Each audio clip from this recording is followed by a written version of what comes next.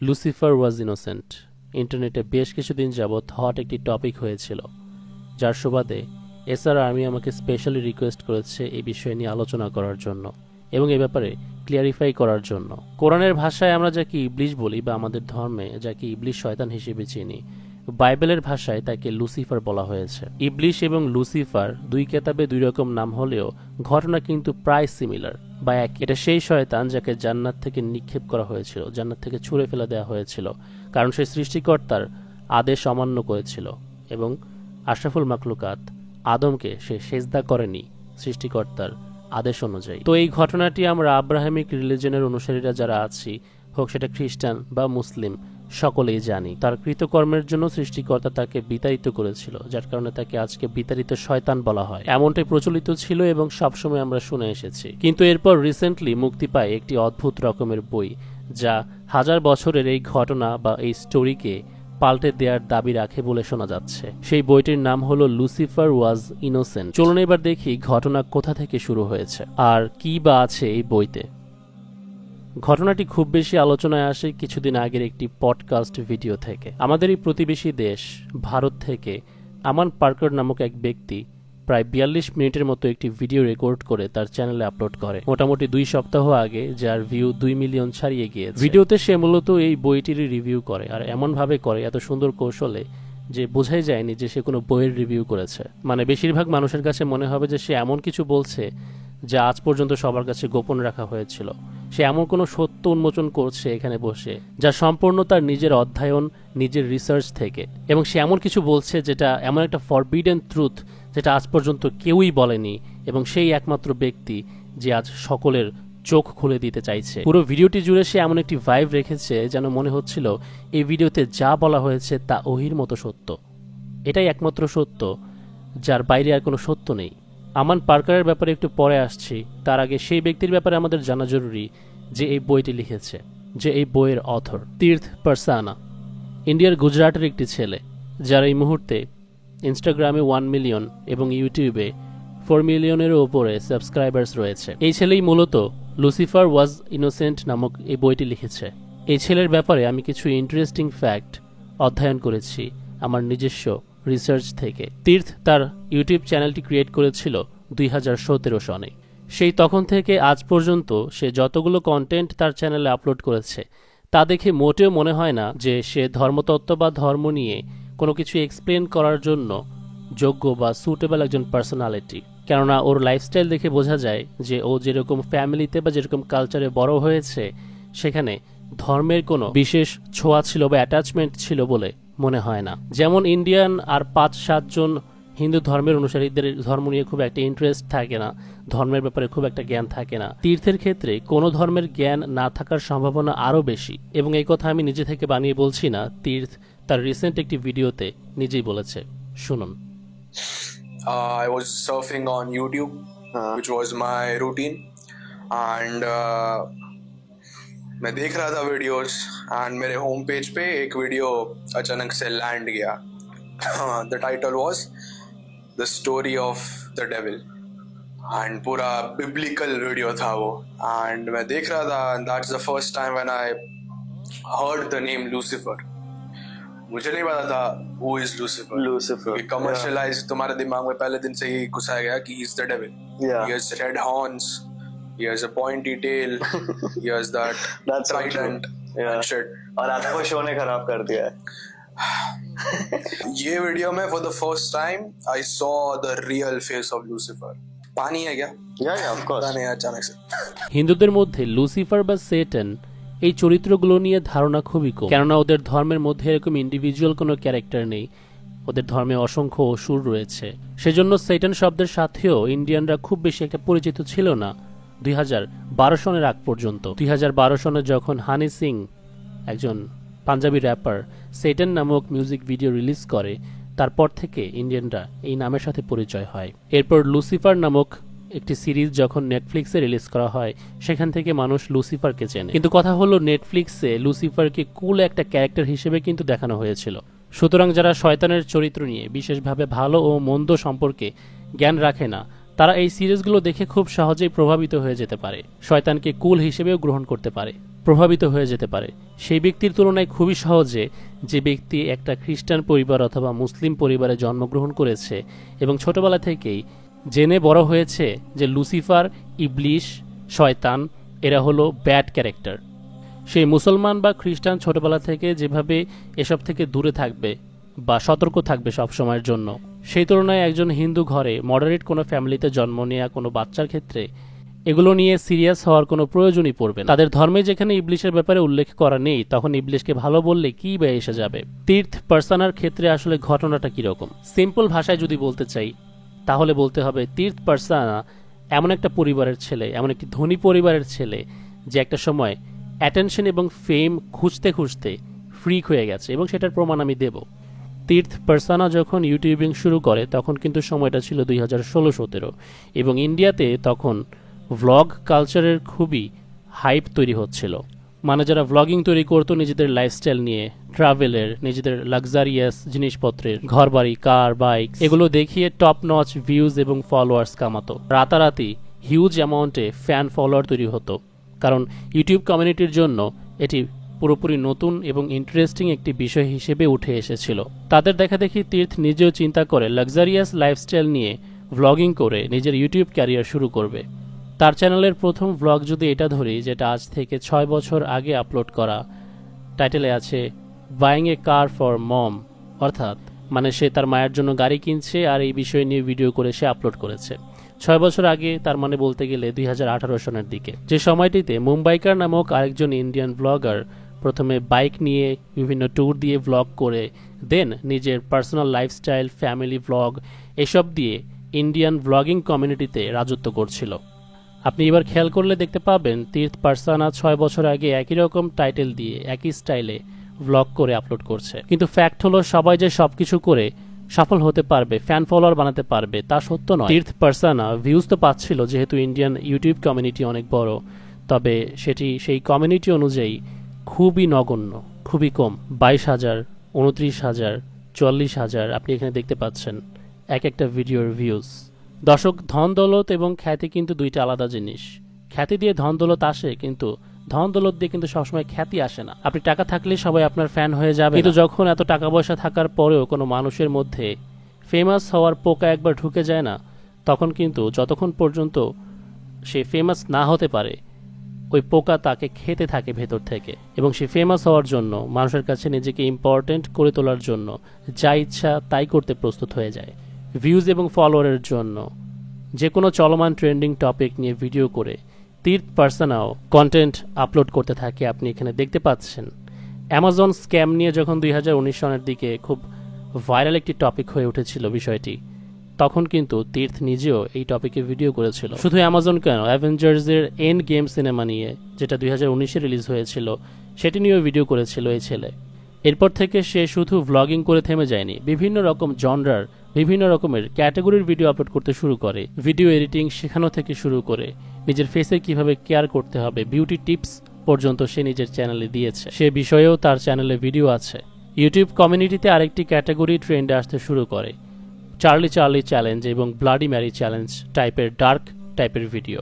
আজ থেকে 3 বছর আগে সে এই ক্যাটাগরিও ছাড় দেয়নি। এখানেই শেষ নয়, সে অ্যাটেনশন পাওয়ার জন্য কোনো কিছু ছাড় দেয়নি।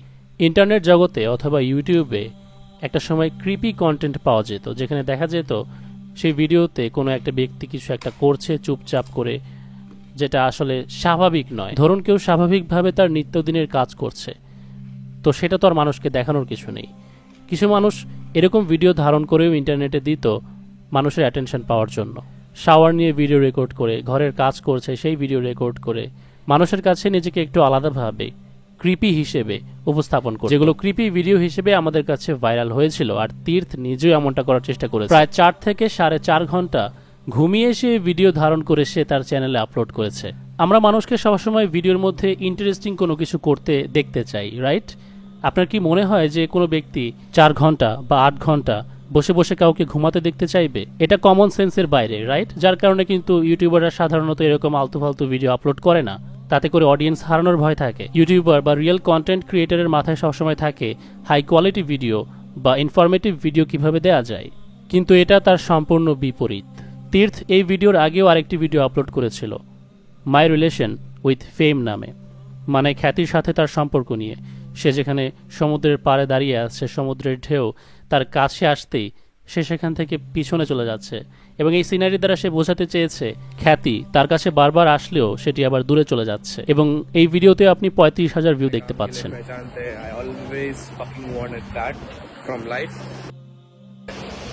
And it's a very beautiful feeling जब लोग तुमको अपने काम के लिए पहचानते हैं. I always fucking wanted that from life. के लिए पहचानते हैं. I always fucking wanted that. And it's a very beautiful feeling जब लोग तुमको अपने काम के लिए पहचानते हैं. I always fucking wanted that from life. And अब मुझे তীর্থ এখানে বলছে খুবই ভালো লাগে যখন মানুষ আপনাকে আপনার কাজের জন্য চেনে, আর আমি আমার জীবন থেকে সবসময় এটাই চেয়েছি। এই মুহূর্তে, মানে আজ থেকে 1 বছর আগে, তার কাছে যতটুকু ফেম ছিল সে তাতেও খুশি ছিল না। এরপর তীর্থের এই ভিডিওটি আসে, যা সে 1 ঘন্টা যাবৎ রেকর্ড করেছে কোনো এক জঙ্গলের ভেতর বসে, হাত বাঁধা অবস্থায়, চোখে পট্টি বেঁধে, এবং ব্যাকগ্রাউন্ডে একটি সাউন্ড চলছিল। পেছন থেকে কোনো একটা ভয়েস ফিস ফিস করে বলছে লুসিফার ওয়াজ ইনোসেন্ট, মানে ইবলিস মাসুম ছিল।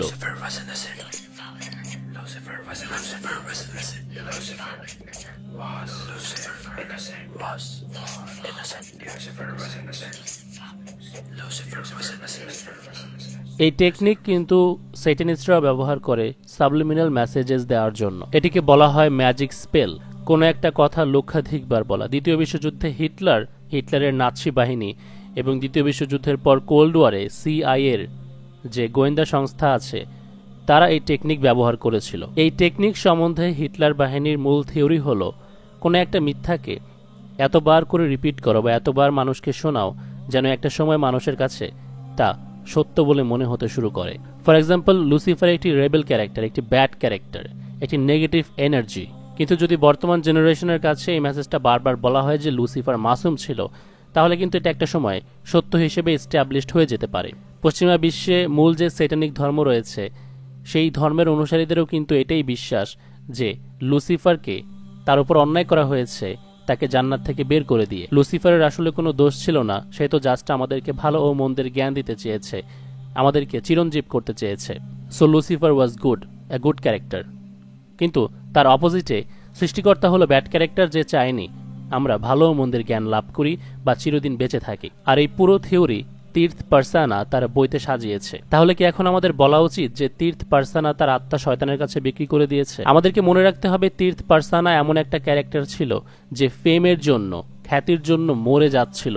আর 2019-20 পর থেকে গুপ্ত সংগঠন, ইবলিশ, স্যাটানিক কাল্ট, এই সিক্রেট সোসাইটি, এই টপিকগুলো ইন্টারনেটে বেশ ভালো হাইপ তৈরি করে রেখেছিল। আর আপনারা ভালো করেই জানেন 2018 থেকে আমি নিজেও কন্টিনিউয়াসলি এই বিষয়ে আলোচনা করছি, আপনাদেরকে সতর্ক করছি, যেটা অ্যাকচুয়ালি আমাদের জন্য জরুরি ছিল স্যাটানিজম সম্পর্কে জেনে, তাদের প্ল্যান সম্পর্কে জেনে নিজেদেরকে সেফ রাখা। কিন্তু অপরদিকে এমনও মানুষকে আমার এই পুরো জার্নিতে আমি পেয়েছি যারা শুধুমাত্র অ্যাটেনশন পাওয়ার জন্য নিজের নামের সাথে ইলুমিনাটি, ডেভিল বা ইবলিস, লুসিফার এই নামগুলো ব্যবহার করেছে এবং নিজেকে বলেছে যে আমি সেই গুপ্ত সংগঠনের সঙ্গে জড়িত, আমাকে এক্সপোজ করুন।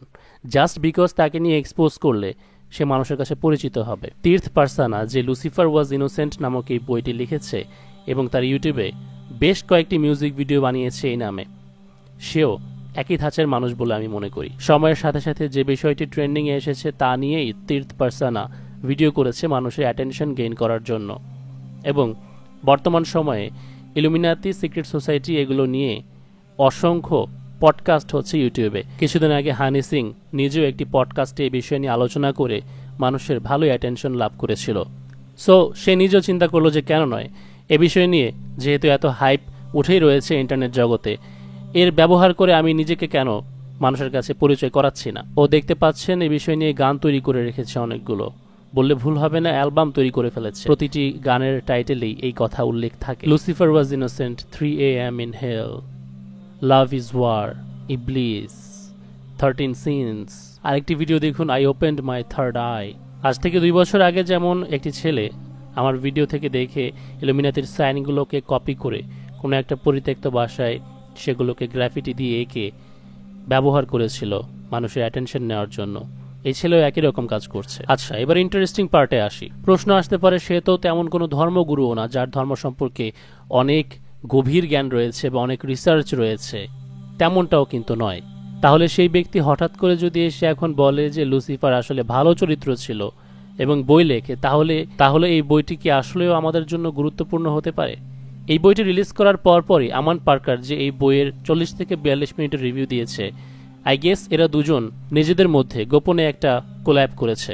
আমান পার্কার, যে নিজেও একজন টপ নচ অ্যাটেনশন সিকার বললে ভুল হবে না, ফিং নামক ইন্ডিয়ান ইউটিউব চ্যানেল, যে চ্যানেলে ডার্ক টাইপের কন্টেন্ট তৈরি করা হয়, সেই চ্যানেলকে হুবহু কপি পেস্ট করে সে নিজের চ্যানেল খুলেছে মানুষের অ্যাটেনশন পাওয়ার জন্য। ইভেন আমি খেয়াল করলাম ফিংয়ের কথা বলার স্টাইল পর্যন্ত এই ছেলে নকল করে তার ভিডিওতে। যাই হোক, সেটা সাইকোলজিক্যাল কারণে হয়ে যেতেও পারে যদি ফিংয়ের খুব ভালো ভক্ত হয়ে থাকে তো। কিন্তু দর্শক সবসময় অরিজিনালটাই খোঁজে, সেজন্য নাজায়েজ কপি খায় না। সেজন্য তার মাথায় চিন্তা এসেছে যে এই ডার্ক কন্টেন্টকে এমন একটা লেভেলে নিয়ে যাওয়া প্রয়োজন যেটা তাকে অন্যান্যদের চাইতে আলাদা করবে। মানে অরিজিনাল যেই চ্যানেল রয়েছে সেটাতেও করেনি এরকম কোনো কাজ, যেটা তীর্থ পারসানা নিজেও চিন্তা করেছিল।